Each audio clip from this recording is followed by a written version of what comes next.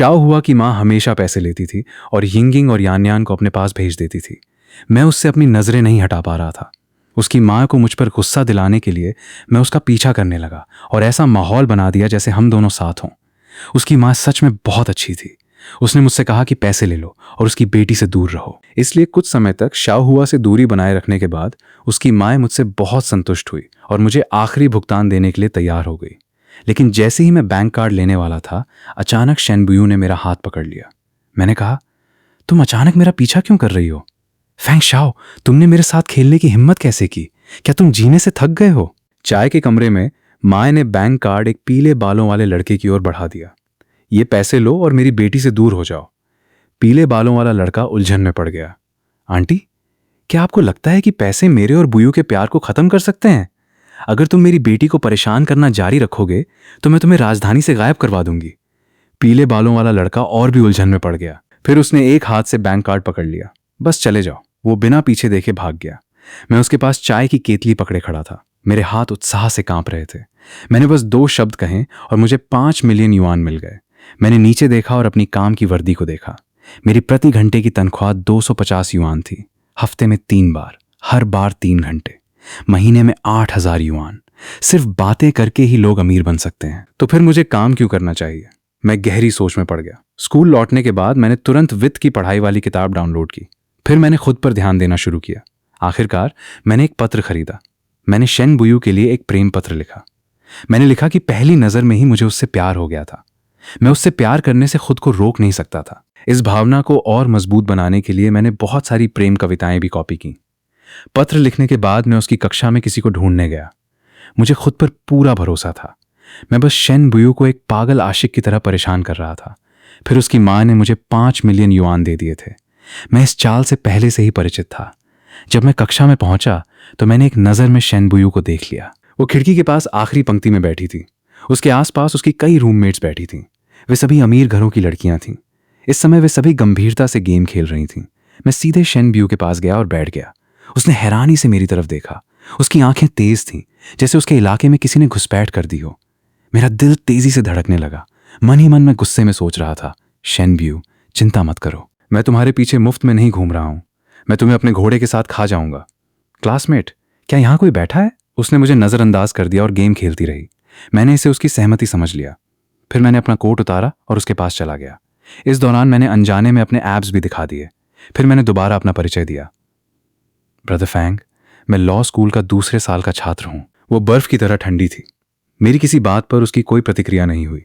उसके आसपास बैठी कुछ लड़कियां चुपके से मुझे देखने लगीं। उनकी आंखें अजीब थीं। ऐसा लग रहा था जैसे वे किसी सर्कस का तमाशा देख रही हों। लेकिन मुझे कोई फर्क नहीं पड़ा। जब तक बात उसकी माँ के कानों तक पहुंचती, मेरा काम सफल था। क्लास के दौरान उसने अपना फोन बंद कर दिया और ध्यान से पढ़ने लगी। मैंने चुपके से प्रेम पत्र उसकी किताब में रख दिया।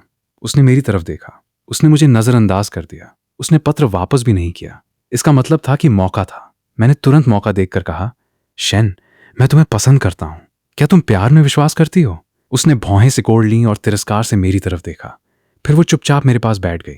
बहुत अच्छा, मुझे तुम्हारे जैसी ठंडी लड़की ही पसंद है। कुछ समय बाद मैं किसी विकृत आदमी की तरह हो गया था। वो जहां भी जाती मैं उसका पीछा करता। वो सुबह की क्लास में जाती तो मैं नाश्ता खरीदकर उसके साथ क्लास में जाता। क्लास के बाद वो हॉस्टल लौटती तो मैं नीचे उसका इंतजार करता। मैं उसकी आंटी से कई बार टकराया। आंटी, आप बुयू के कपड़े बदलने आई हैं? आगे से मैं उसके कपड़े धो दूंगा, या फिर आप मत आया करो। आंटी ने मुझे नजरअंदाज कर दिया। मैंने पलटकर शेन बुयू से कहा, तुम्हारा परिवार तो बधिर और गूंगे लोगों को नौकरी देकर समाज सेवा करता है। धीरे धीरे शेन बुयू की रूममेट्स भी मेरी तरफ आकर्षित होने लगी, क्योंकि मैं अक्सर हॉस्टल में उनके लिए खाना और ड्रिंक खरीद कर ले जाता था और उन्हें ब्रेज्ड लायन हेड भी खिलाता था। ब्रेज्ड लायन हेड एक मशहूर डिश थी। इसे तैयार करने में काफी समय लगता था। इन अमीर लड़कियों को खाना लेने बाहर जाना पसंद नहीं था, इसलिए मुझे उनके हॉस्टल में आने की खास इजाजत मिल गई। हॉस्टल की बात करें तो पूरी इमारत वास्तव में उन्हीं की थी। ये अमीर लोगों के लिए बना खास हॉस्टल था। इसके बाद मैंने एक और महीना लगाकर उन्हें यह मनाने में लगा दिया कि आगे से मैं ही सफाई करूंगा। ये एक महत्वपूर्ण कदम था। मैं शेन बुयू के और करीब पहुंच गया था। हर बार जब शेन बुयू कंप्यूटर चालू करती, मैं उसके पास बैठ जाता। वो मुझे नजरअंदाज करती, लेकिन मुझे मना भी नहीं करती।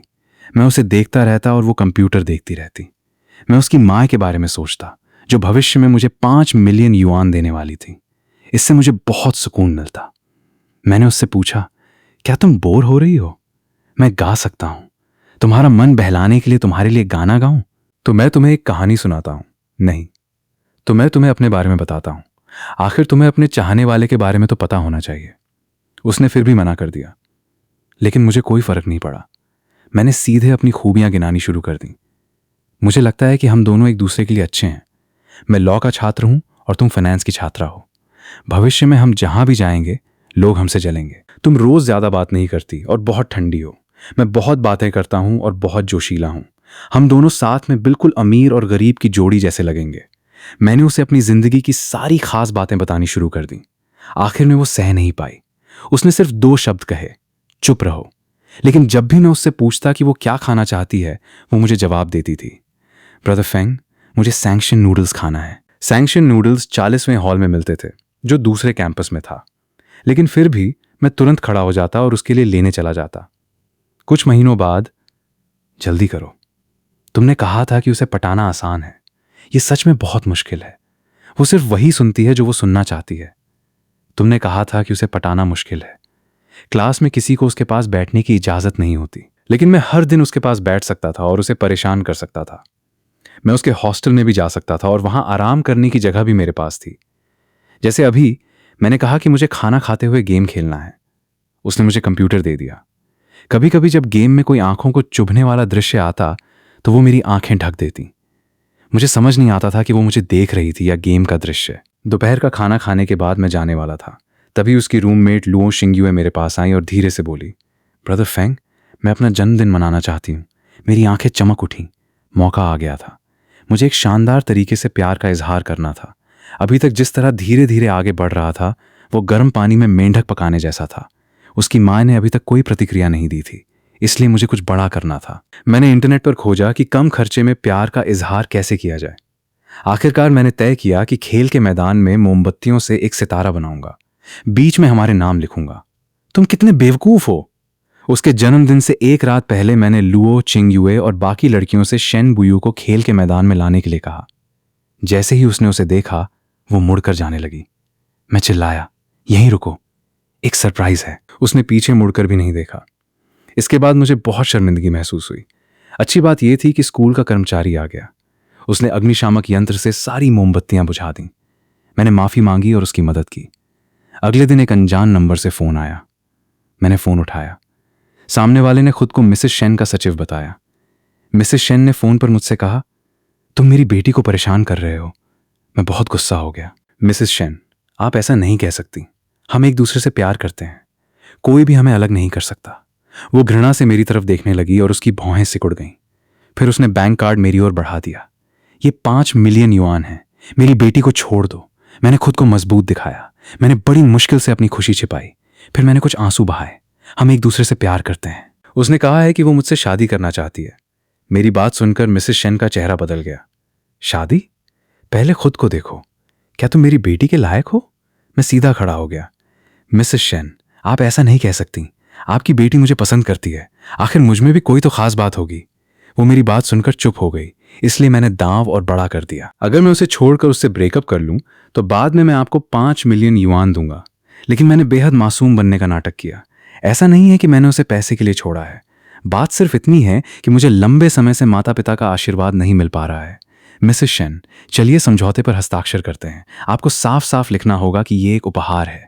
मिसेस शेन को मुझसे घृणा होने लगी। मैं अपनी बेटी को जो देती हूं उसे वापस नहीं लेती। जल्दी से मेरी बेटी से ब्रेकअप करो और मेरी नजरों से दूर हो जाओ। मैं खड़ा हो गया। मैं अंदर से बेहद उत्साहित था। ठीक है। फिर मैंने अपना फोन निकाला और शेन बुयू को फोन किया। फोन सिर्फ 2 बार बजा। उसने सीधे कहा, मुझे दोपहर में नूडल्स खाना है। उसकी आवाज अब भी उतनी ही अच्छी थी, लेकिन अब मेरे पास 5 मिलियन युआन थे। मेरा आत्मविश्वास आसमान पर था। मैं फोन पर चिल्लाया, खाना खाना खाना, तुम्हें बस खाना ही आता है। अब मैं तुम्हें और परेशान नहीं करूंगा। हमारा रिश्ता खत्म। मैंने फोन काट दिया, वीचैट डिलीट कर दिया और जल्दी से वहां से चला गया। बैंक पहुंचने के बाद मुझे गुस्से में यह भी याद नहीं रहा कि मुझे पासवर्ड पूछना था। मैं सोच ही रहा था कि तभी मेरे सचिव का मैसेज आया और उसने मुझे पासवर्ड बता दिया। 5 मिलियन युआन मिलने के बाद मैंने पार्ट टाइम नौकरी छोड़ दी और विदेश में पढ़ाई की तैयारी शुरू कर दी। पहले मेरे पास पैसे नहीं थे, इसलिए मुझे ये सब करना पड़ता था। अब मेरे पास पैसे थे, इसलिए मैंने तुरंत तैयारी शुरू कर दी। मेरे रूममेट्स ने हैरानी से पूछा, क्या तुम वही नहीं हो जो फाइनेंस कॉलेज की गाओलिन जीवा का पीछा कर रहा था? मैं हंस पड़ा। अगर पीछा करके नहीं मिली तो छोड़ दो। लेकिन मेरे छोड़ने के बाद शेन बुयू अक्सर मेरे आसपास दिखाई देने लगी और मैंने उसे नहीं देखा। मैं जल्दी से भाग जाता। मुझे डर था कि लुओ शिंग्युए मेरे पास आ जाएगी। ब्रदर फैंग, बुयू खुद से माफी मांगने में झिझक रही है, लेकिन वो तुमसे नफरत नहीं करती। अगर तुम कोशिश करते रहोगे तो तुम निश्चित रूप से सफल हो सकते हो। मैंने हाथ हिलाया। रहने दो, जबरदस्ती का फल मीठा नहीं होता। अब मैं उसे और परेशान नहीं करूंगा। आखिर में लुओ चिंग्युए पीले पड़े चेहरे के साथ चली गई। मुझे लगा कि बात यहीं खत्म हो गई है, लेकिन 2 दिन बाद शेन ब्यू हमारे लॉ स्कूल में क्लास करने आई। वो मेरे बगल में आकर बैठ गई। मैं तुरंत घबरा गया। मुझे डर था कि उसकी माँ का जासूस उसे मेरे साथ देखकर फिर कोई परेशानी खड़ी कर देगा। मैंने बहुत सहज बनने की कोशिश करते हुए कहा, मुझे माफ कर देना। उसने मेरी तरफ देखा। जब तुम्हें पता है कि गलती तुम्हारी है तो मुझसे बात क्यों नहीं कर रहे हो? ऐसे व्यवहार कर रहे हो जैसे गलती मेरी हो। मैंने अपनी बेबसी को दबाया। मैं मुड़ा और उससे बात नहीं करना चाहता था। वो ज्यादा नहीं बोली। मैंने उसे नजरअंदाज किया और वहीं बैठा रहा। कुछ देर बाद मुझे लगा कि इस तरह काम नहीं चलेगा, इसलिए मैंने फिर पूछा, तुम क्या कर रही हो? ये हमारी लॉ की क्लास है, तुम इसे पढ़कर भी क्या करोगी? उसने पोडियम पर रखी मैरिज लॉ की किताब पढ़ते हुए कहा, शायद भविष्य में काम आ जाए। क्लास खत्म होते होते दोपहर हो गई। वो खड़ी हुई और मुझसे पूछा, चलो साथ में खाना खाते हैं। मैंने उसकी तरफ देखा और बेरहमी से कहा, सच कहूं तो अब मुझे तुम पसंद नहीं हो, तुम्हें समझना चाहिए। मेरी बात सुनकर वो स्तब्ध रह गई। मुझे भी बहुत अजीब लग रहा था और मेरे सिर में दर्द होने लगा।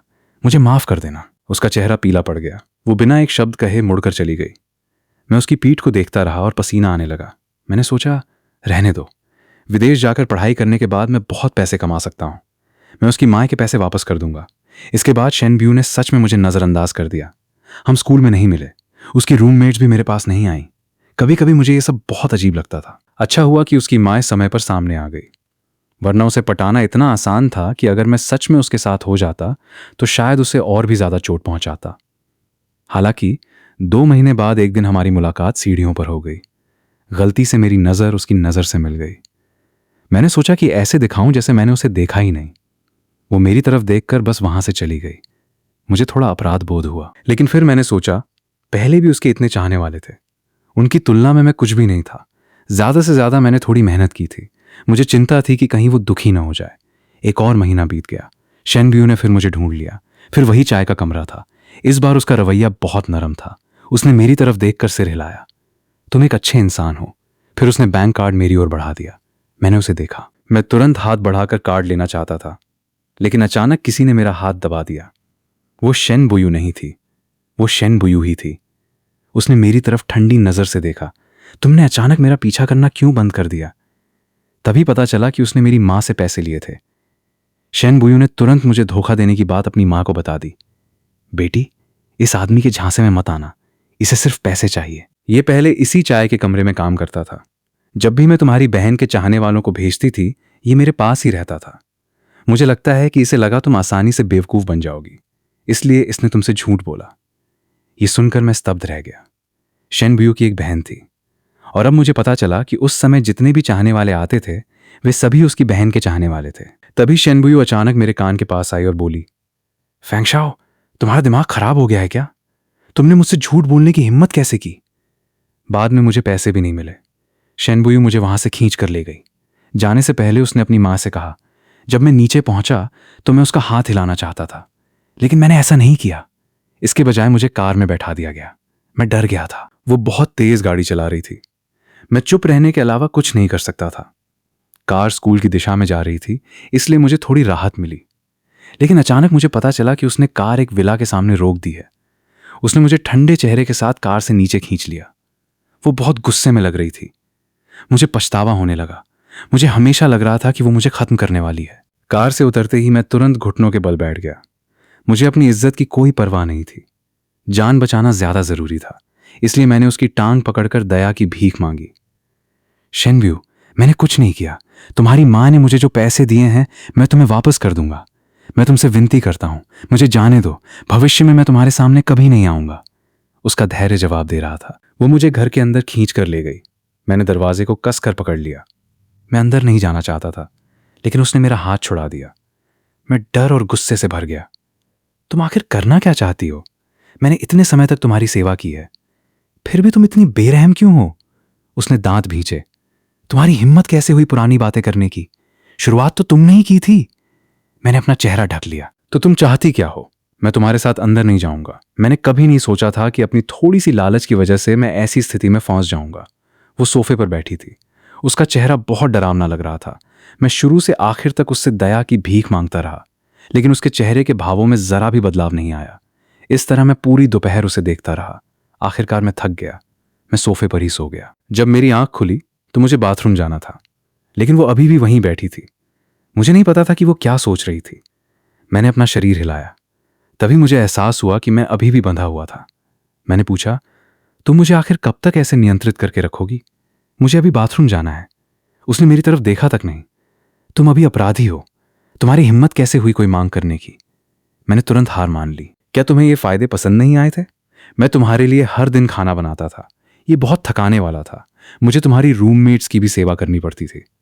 मैंने कहा था कि मैं तुम्हारे पैसे वापस कर दूंगा। मैंने सच में उस पैसे का फायदा नहीं उठाया। मुझे याद आया कि उसकी माँ ने कहा था कि उसकी एक बहन है। तभी मुझे अचानक लगा कि शायद मैं गलत लड़की का पीछा कर रहा था। मुझे उसे समझाना ही था। मुझे पता है कि मैंने गलत व्यक्ति को ढूंढ लिया था। मुझे तुम्हारी बहन का पीछा करना चाहिए था। क्या मैं तुमसे माफी नहीं मांग सकता? अगर तुम्हारा गुस्सा इससे भी शांत नहीं होता तो मैं तुम्हें कोई और छात्र दे दूंगा। जैसे ही मैंने उसकी बहन का जिक्र किया, उसका चेहरा और भी ज्यादा खराब हो गया। मैंने देखा कि वो खड़ी हुई और धीरे धीरे मेरी तरफ आने लगी। उसका चेहरा बहुत गंभीर था। तो तुमने सच में मेरी माँ से कहा था कि तुम पैसे के लिए मेरा पीछा करने आए थे और तुम मेरी बहन का पीछा करना चाहते थे? मैं खुद को रोक नहीं पाया और कंधे उचका दिए। लेकिन अचानक उसके चेहरे का भाव बदल गया। वो जैसे अच्छे मूड में आ गई। उसने मेरी बंधी हुई हालत भी खोल दी। मैं उसे समझ नहीं पाया। अंधेरा होने के बाद मैं बाथरूम से बाहर आया। मैं जाने वाला था। जाने से पहले मैं पलटा और उसकी तरफ देखा। मैं जा रहा हूं। कल तुम क्या खाना चाहती हो? मैं तुम्हारे लिए लेकर आऊंगा। तुम्हारी माँ ने जो पैसे मुझे दिए हैं, उन्हीं से।